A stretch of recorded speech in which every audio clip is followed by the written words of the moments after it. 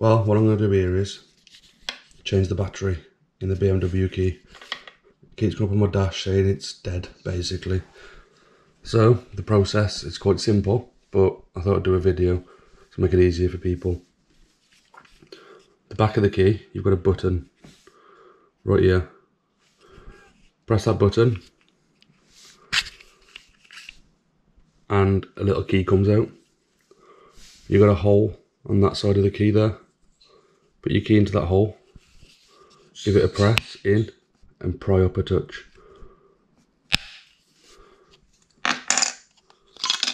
The back comes off and there's your old battery. Get a knife into there, pry it up. New battery, put it under the key there and pop it in. And that's it. Yes, it was a very short video, but some people will probably be a bit clueless or damage the key trying to open the back of it. Literally just put that into there and then put your key back.